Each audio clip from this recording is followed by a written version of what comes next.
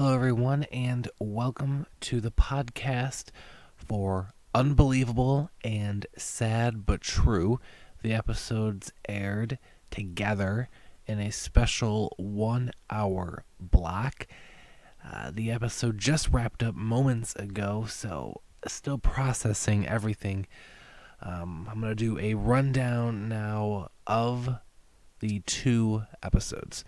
So the episode kicks off as Zoe wakes up still at Miles' house. She's kind of confused what she's doing here.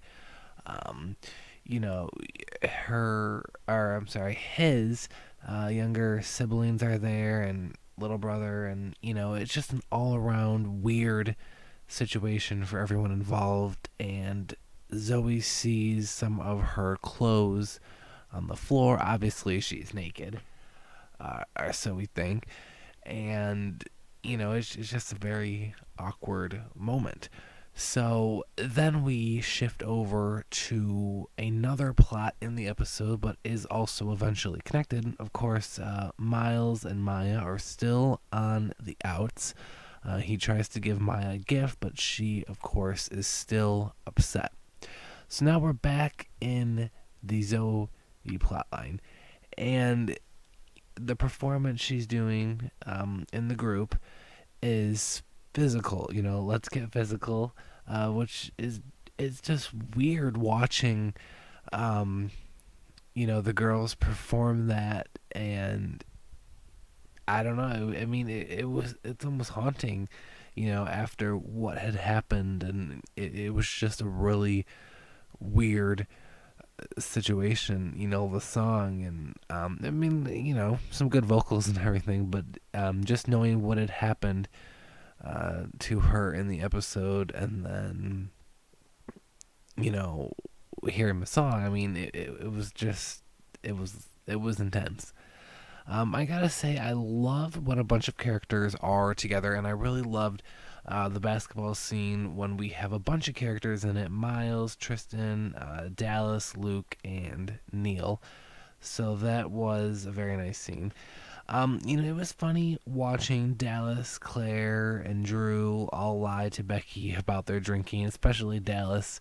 The lighter sort of comedic moments of the episode. And this is, of course, when Becky is trying to, do some journalism and trying to be, taken more seriously. So eventually, a user named The Watcher uploads a video of Zoe, and this is when people start to find out the extent of what really happened.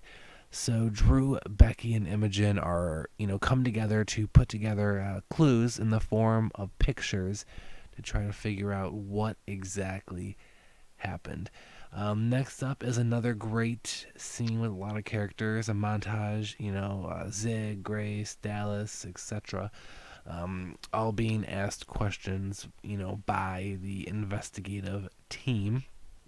The Watcher then sends some security footage from the party, which shows Winston and Miles with Zoe, and one of the people in the video had a basketball jersey on, and of course, so did Miles.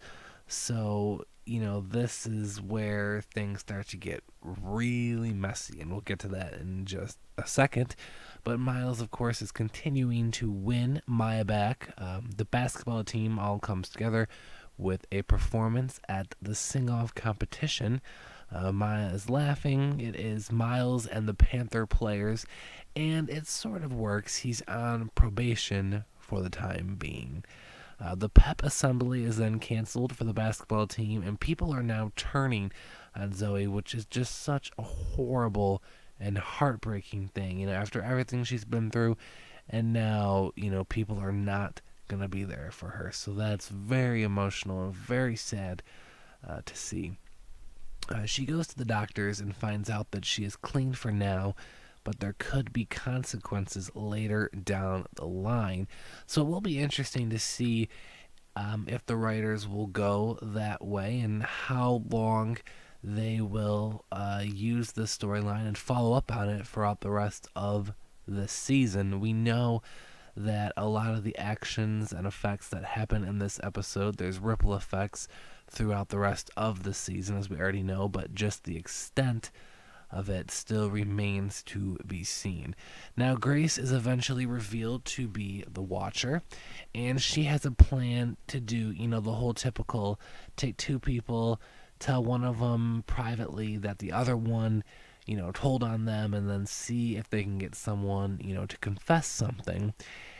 And before we get to that, more with Miles. Of course, he only cares about his relationship with Maya, and Zoe tells him, he let the guys do this to her because he didn't leave her somewhere safe.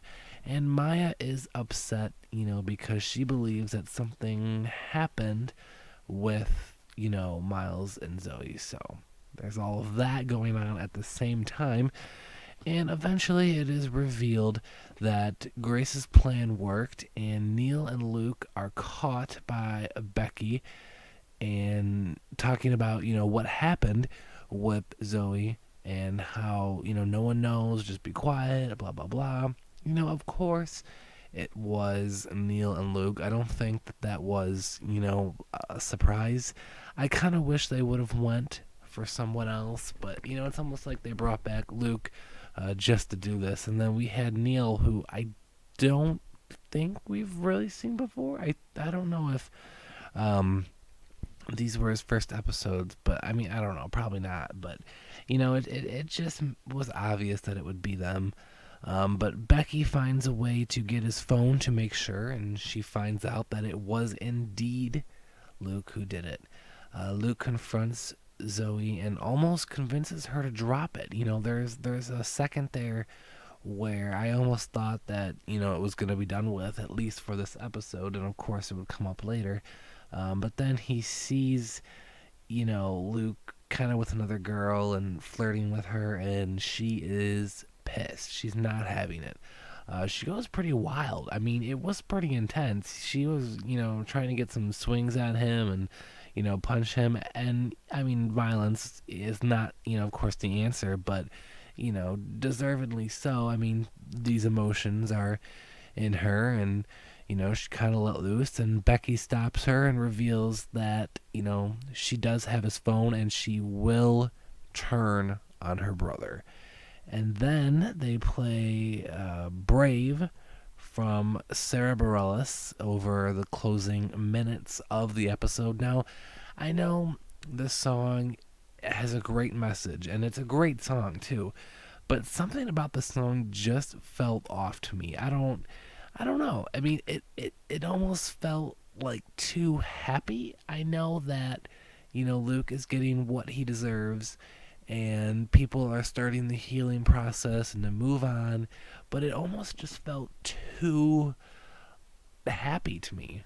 But I gotta say, a great final scene with Becky and Zoe. They come together and hug and kind of talk, and this is going to change a lot of characters for a while now, and just such an impact. I mean, this is a very controversial topic. It aired later in the States at 10 o'clock.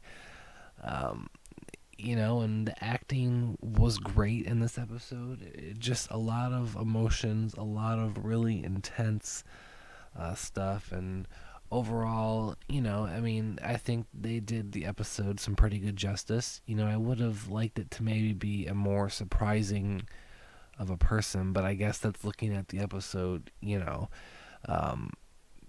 through the wrong way. I mean, obviously, this is, people get excited an hour-long episode of Degrassi, and, but it's a very dark subject matter, and, they want to make the episode without, making fun of it. Not making fun of it, but, just kind of, like, I don't know, I can't think of the words to say for it, but they don't want to, paint it in a light where it's just like, okay, this isn't serious. They have to, do the PSAs, and they have to let people know that this is, wrong.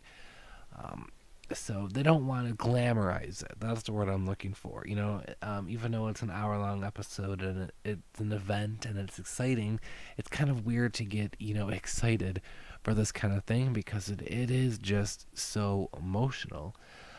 Next week, we find out Zig is homeless, and we also have some Jenna and Connor moments, and I'm sure there will be a few comments on this plot as well, and some follow up on that. So I am excited to see what will happen to Luke. We're going to follow up more on that, and what is happening to Neil. I don't know if I just completely missed him, like getting taken away too, or it seemed like it mostly all fell on Luke. So I'm wondering if maybe for now Neil is free and eventually Luke will get mad and tell on Neil, or maybe I completely missed it. I was just like blown away by some of the stuff in the episode and so many things going on in my mind. Um, so I just want to see where they're going to go from this. We've already heard from everyone involved that there's just a lot of fallout from this throughout the rest of the season and the way it affects the characters. So thank you so much everyone for listening, and I will talk to you all next week.